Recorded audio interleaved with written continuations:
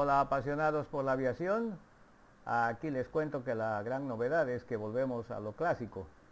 Vamos a volver a lo que se volaba como era antes, porque nos sirve de práctica y aprendizaje, ya que la tecnología nunca funciona de forma perfecta. Y aquí tenemos la aeronave en cuestión. Estamos en el aeropuerto de Flying Dutchman, al sur de la ciudad de Ocala, en Florida, donde de verdad existe este avión de este tipo, y lo vamos a llevar al aeropuerto de Gatesburg en una serie de vuelos. Es el November 6129 Bravo, o como sería en Estados Unidos, November 6129 Bravo. Y esta aeronave es un Cessna 172 modificado con un motor de 180 caballos. O sea, es un Cessna 172N de la década de los 70, que venía con un motor original de 160 caballos y un peso máximo de 2.300 libras. Y este ha sido modificado con un motor de 180 caballos y con un aumento de peso a 2.550 libras, peso máximo. Pero eso lleva a que los flaps no se puedan extender a más de 30 grados, porque estos venían con flap 40 también. Ahora, si yo quiero mantener flap 40, tengo el motor de 180 caballos instalado, pero no aumento el peso máximo. Se mantiene el peso máximo de 2.300 libras. Y yo he elegido este tipo de avión que está en Florida y que efectivamente está modificado de esta manera, ¿no? Entonces se permite el uso de flap 40. Ahora vamos a conocerlo por dentro para ver las modificaciones que se le ha hecho y cómo lo hemos convertido en un avión clásico que se vuela en otras épocas, ¿no es cierto? Sobre todo para ustedes que utilizan la alta tecnología. Y aquí está nuestro panel, y con una serie de aviónica que en su tiempo era muy innovadora. Ahora, esta compañía que fabricó este tipo de aviónica tiene una marca que hoy día es una mala palabra, no vaya a ser que me bajen el video en YouTube, entonces voy a deletrear. La marca era NARCO Avionics, empresa que ya no existe, ha quebrado. Y eran innovadores porque crearon aviónicos que obviamente generaban un ahorro de espacio en el tablero, ¿no? Y otras empresas que también tenían este tipo de innovaciones. Ahora vamos a ir describiendo cómo funcionan estos aviónicos, cómo está equipado este avión. Ojo, no hay GPS aquí, no vamos a utilizar GPS para nada. Nos dificulta la planificación de vuelo por instrumentos porque hay muchas aerovías GPS y menos aerovías convencionales, pero es posible. Bueno, prendamos el máster. No tenemos un Master Avionics, entonces vamos a volver aquí y vamos a pretender que el avión estaba totalmente apagado, que es lo que debería haber hecho en un principio. Muy bien, entonces aquí apagamos absolutamente todo porque no hay un Avionics Master que nos prende los aviónicos y hay que prenderlos uno por uno. Entonces, ahora sí, prendemos el Master y vamos a prender los aviónicos. Primeramente el COM1. El COM1 que sí ya empezó a aparecer con frecuencias stand-by, que antes no existía. El COM2 es con frecuencia mecánica y no tiene frecuencia stand-by. El DME, vamos a verlo con estos dos.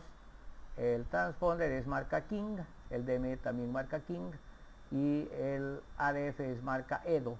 La marca EDO también creó este instrumento innovador con el indicador ya incorporado en vez de estar en el tablero, ahorrando espacio obviamente. Muy bien, ahora veamos el NAV1 y el NAV2. Entonces encendemos y podemos cambiar de frecuencia aquí. O sea, en vez de tener una consola aquí, el instrumento acá, todo el instrumento está incorporado acá, lo que ahorra espacio y es una maravilla.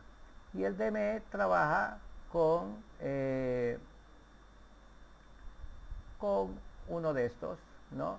Y seguramente acá da información de distancia solamente, todavía no lo he averiguado, y aquí también hacemos el cambio de frecuencia. O sea, queda un tablero bastante compacto. Y la innovación más interesante que yo he encontrado en esa época era el piloto automático. Aquí tenemos el coordinador, el indicador de viraje, y este Turn Coordinator que es el coordinador de viraje en realidad, está con el piloto automático incorporado. O sea, el piloto automático no está aquí ni allá, simplemente el piloto automático se lo maneja desde acá. Se maneja las funciones con estos botones aquí para cambiar el ángulo de cabeceo.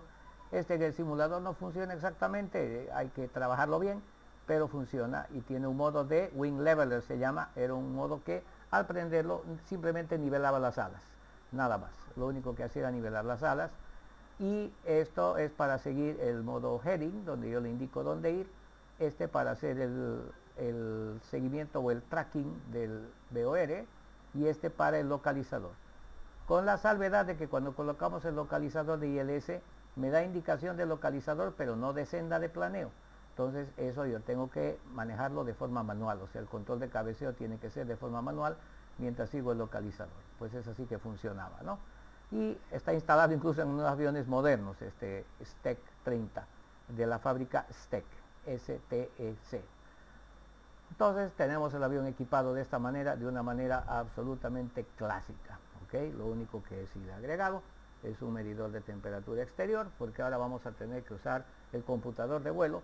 Ya no tenemos los datos en el tablero como en mis anteriores videos, donde estaba toda la información dada, ¿no es cierto?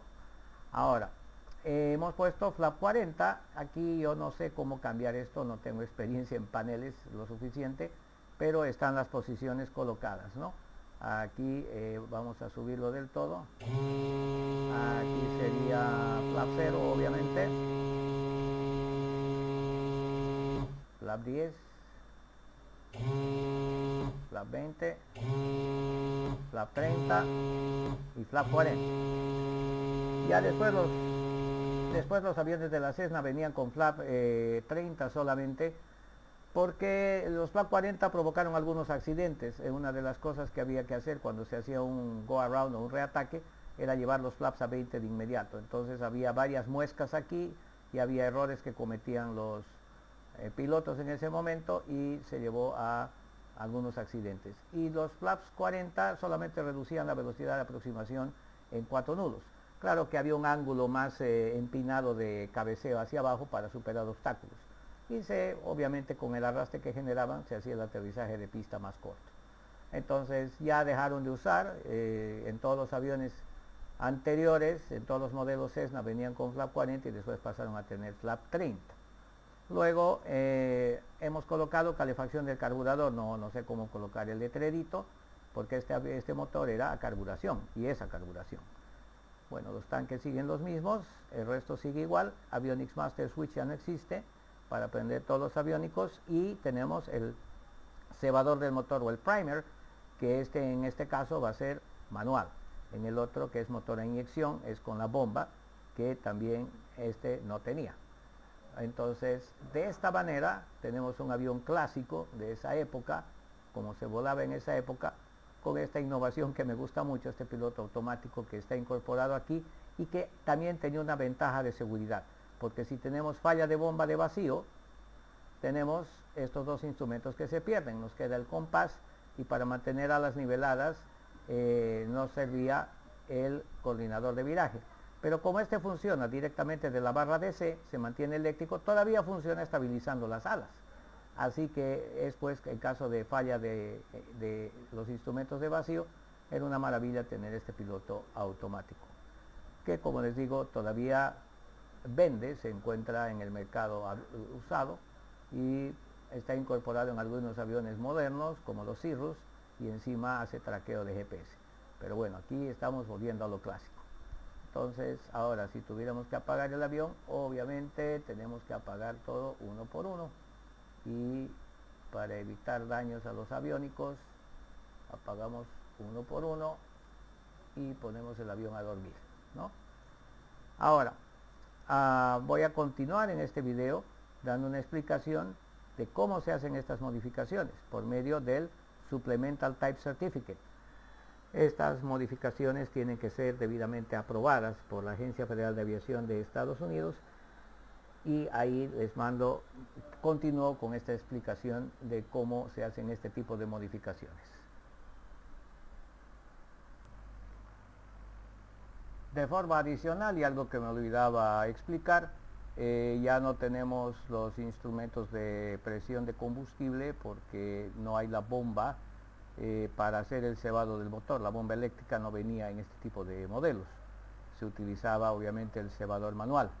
Luego hay una diferencia de combustible. El 172S tiene 53 galones de combustible utilizable, mientras que este avión está limitado a 40. Ahora yo no pude cambiar esto, como les digo, no tengo gran experiencia en el diseño de paneles, entonces lo que hemos hecho es lo siguiente: hemos reducido en el Aircraft CFG, se llama el archivo, hemos reducido la cantidad de combustible a 40, ¿no? Nos vamos a manejar con 40 galones utilizables, 43 total. Entonces esa salvedad lo hago para que lo sepan, porque este indicador ahorita me está indicando tanque full. De todas maneras, esto para demostrarles, porque este avión, estando en un aeropuerto privado donde no hay abastecimiento de combustible, nunca llega con los tanques llenos. Hay que volar a un aeropuerto cercano, que vamos a hacer un vuelo para que vean todos los procedimientos de este avión. Y ahora sí continúo con la explicación de las modificaciones y cómo deben ser hechas.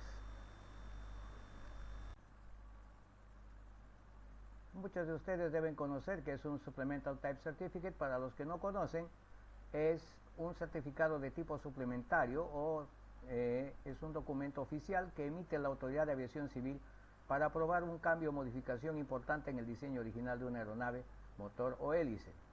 Ahora, no podemos nosotros modificar un avión a nuestro gusto. Tiene que haber una constancia de un STC. Y ahí sí yo puedo modificar el avión. Entonces, en este caso, el avión ha sido modificado mediante un STC con las restricciones pertinentes, ¿no? Y eso complementa el certificado de tipo original y tiene una validación física como su impacto en la seguridad y en el diseño original del avión. Y es emitido por entidades como la Agencia Federal de Aviación de Estados Unidos o la EASA en Europa. ¿Okay? Entonces, todo este proceso, hay varias explicaciones y qué modificaciones se pueden hacer en un avión mientras que estén aprobadas. Y a veces la modificación es bastante grande. STCs para aviones de aviación general abundan. Entonces, aquí por ejemplo está el STC para la aeronave de 172N, ¿no? Limitando el viaje de flap a 30, a no ser que mantenga 2.300 pesos, 2.300 libras de peso máximo. Ahora, ¿quién ha hecho esta compañía? Es esta compañía Airplanes. Aquí está todo el certificado, el nombre del certificado y todo lo demás, y se explica aquí todo el proceso y los cambios en las limitaciones de la aeronave. Entonces básicamente se emite un manual que va en la sección 9 del manual original del avión y con todas las instalaciones que se tienen que hacer. Y cambio en las velocidades, cambio en el peso, 2550 en este caso, pero restringidos los flaps a 30, ¿ve? Flap travel limited to flap 30. Y los pesos que varían, obviamente, y el resto de los parámetros se mantienen bastante similares a un Cessna 172, incluso el consumo de combustible no hay mucha diferencia con el moderno. Aquí las velocidades que cambian un poquito y obviamente los cambios en despegue y aterrizaje, que en nuestro caso se mantienen el del 172N porque no le he hecho la modificación del flap 30. Y los parámetros de motor que curiosamente dice que no están aprobados por la FAA, pero aquí tenemos cómo colocar la potencia y el consumo que va a tener la aeronave en crucero. Peso y balance, que también se modifica porque la aeronave tiene un nuevo peso, etcétera, y para operar a 2.550 libras de peso se debe utilizar unas llantas de 6 capas o más y la presión que está acá. Entonces, todas estas restricciones hay que cumplirlas, ¿no? En la vida real. Muy bien. Ahora, yo analizando toda esta situación, pues, este es el manual original del 172N. Entonces, ¿qué he hecho? He combinado todo esto. Aquí he puesto la tabla de performance y obviamente me he hecho mi checklist, ¿no? Ya es un checklist diferente del otro avión porque no tenemos todos los sistemas digitales. tenemos calefacción del carburador, tenemos el cebador del motor, que debe ser manual, y cuando se hace el run-up se hace básicamente a las mismas RPMs, pero se chequea calefacción del carburador y la válvula de vacío, ¿no? la indicación de vacío. Entonces hay algunos cambios. Aquí está la lista hecha para mis vuelos. Las listas de chequeo de una aeronave siempre tienen que conformar a la original. Se puede aumentar ítems, el piloto puede hacer la lista de chequeo a su gusto, pero no debe quitar ningún ítem original de la lista que provee el fabricante. Entonces, siguiendo esos parámetros, le aumenté algunas cosas manteniendo la original. Y aquí tenemos los parámetros de motor. Entonces, de esta manera ya tenemos nuestra aeronave lista aquí. Y repito, un vuelo corto para llevar el avión, para reabastecerlo de combustible, llenar los tanques y hacer el vuelo de Ocala probablemente a Brunswick. Esa es la idea. Así que bueno, espero que puedan disfrutar de los próximos videos que van a venir, que van a ser mucha enseñanza en lo que es la navegación clásica, que hoy en día hay que practicarla porque la tecnología nunca es perfecta. Y una vez más les agradezco su presencia, les agradezco un like, suscríbanse, prendan la campanita para que sepan que hay nuevos videos, y también compártanlos para que muchos colegas y apasionados por la aviación puedan aprender. Un saludo entonces y hasta el próximo vuelo.